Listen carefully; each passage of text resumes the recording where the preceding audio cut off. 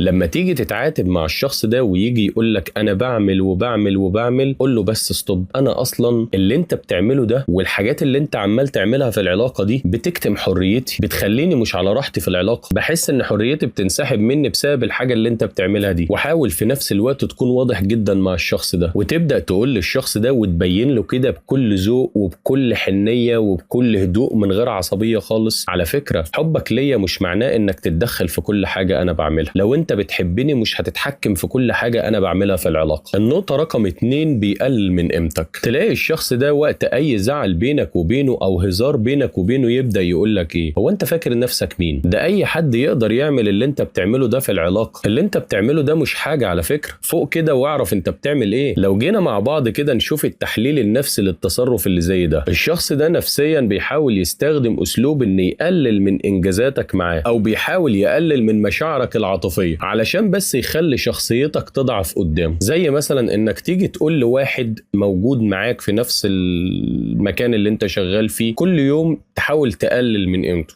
انت عملت ده ليه؟ الحاجة اللي انت عملتها دي وحشة، الحاجة اللي انت عملتها دي مش كويسة، وتفضل تعلق له على حاجات كتير علشان انت قاصد انك تقلل من قيمة الشخص ده قدام الناس اللي موجود. لكن هو مش عايز يسيب الشغل ومش عايز يسيب المكان ويمشي علشان ده اكل عيشه، فبيضطر يستحمل. هنا شخصيته بتفضل تضعف تضعف تضعف تضعف تضعف لحد ما يدخل في مراحل اكتئاب بعد كده. ولكن كل مرة شخصيته بتضعف فيها في نفس الوقت كرهه ليك بيزيد بشكل كبير جدا. فهو ده نفس اللي بيحصل معاك بالظبط، ان الشخص ده يفضل يعلق لك على حاجات كتير تحس ساعات ان هي حاجات تافهه قوي ما ينفعش يعلق عليها، لكن بيعلق وبيحاول يبين لك انك وحش وبيحاول يقلل من قيمتك طول الوقت علشان يخليك تشوف نفسك حاجه قليله قوي، فشخصيتك تتهز وتضعف قدام الشخص ده. والهدف من الاسلوب اللي هو بيستخدمه معاك ده ان يخليك كده مش شايف قيمتك، ويخليك مش واثق من نفسك، ويخليك مش عارف الحقيقه اللي موجوده جواك، لانه عارف كويس جدا انك لو عرفت قيمتك وعرفت الحقيقه اللي موجوده جواك هتبعد عنه، هتتكبر عليه، هتتعامل معاه بطريقه ان الايجو بتاعك يكون عالي فيها. فهو مش عايز ده، مش حابب ان حاجه زي دي تكون موجوده. لما تلاقي الشخص ده بيقلل من حاجه انت بتعملها، او تحس ان هو بيقلل من اي حاجه انت بتعملها سواء مشاعر او اي حاجه ايا كانت، عايزك تقول للشخص ده ستوب، حاسب، انت ليه ما فهمتش قلبك من الاول ان كل حاجه انا بعملها في العلاقه كبيره جدا، حتى لو انت شايفها قليله قوي بس هي بالنسبه لي حاجه كبيره جدا وقويه جدا. ولو انت مش شايف ده فالعيب فيك انت من الاول، انت اللي ما فهمتش قلبك ولا فهمت عقلك من البدايه ان كل حاجه بعملها في العلاقه كبيره قوي. لو انت كنت بتحبني كنت هتشوف ان اقل حاجه انا بعملها في العلاقه كبيره ولها قيمه كبيره جدا. اللي انا بعمله ده انا بشوفه بالنسبه لي حاجه مهمه جدا وحاجه كبيره جدا. ثانيا بقى، على فكره ده رايك انت، انا ماليش ان انا اعمل بالراي ده ولا رايك ده اصلا يفرق معايا.